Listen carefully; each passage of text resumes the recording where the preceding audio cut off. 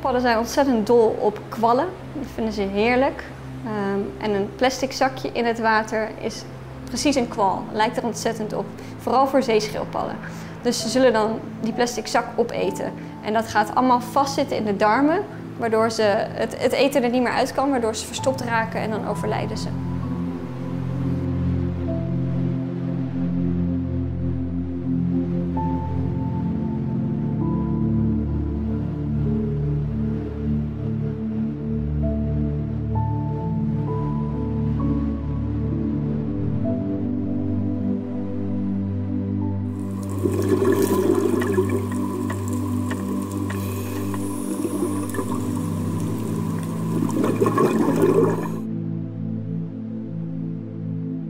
Alles wat er überhaupt maar ligt, van klein van doppen tot tandenborstel, tot aanstekers, tot zakken, petsflessen.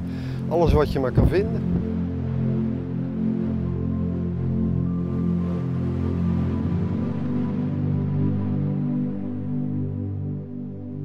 Het is eigenlijk een slaand succes. Ook aan het aantal zakken die we tot nu toe opgehaald hebben. Meer dan 1200 zakken. Dus afval.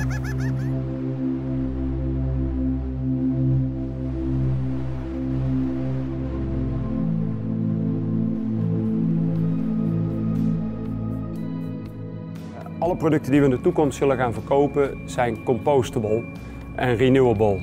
Dat wil zeggen, de producten zijn gemaakt van planten. Het product kan opnieuw uit een plant gehaald worden, het breekt af en het komt opnieuw. En compostable. Compostable wil zeggen, op het moment dat het product met voldoende water en zon in aanraking komt, breekt het af.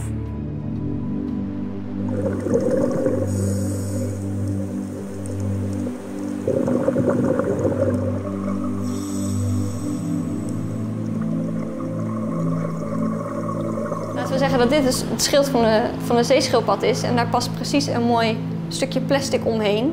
Dat schild dat wil groeien. Dus dan krijg je dus uiteindelijk dat een deel van het schild wel kan groeien en een deel van het schild niet kan groeien. Waardoor je die gekke vormen krijgt. En dan blijft dat vastzitten. Nou ja, als je nadenkt en denkt aan een schild waaronder al die organen zitten, dat betekent dus ook dat die organen beperkt worden in de groei.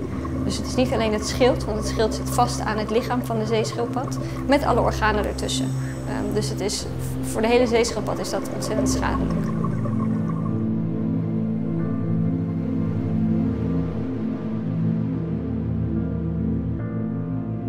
Daarom ik dit ook heel noodzakelijk om al het plastic een beetje te gaan ruimen. Dat geeft een goed gevoel en je ziet het ook gewoon opknappen.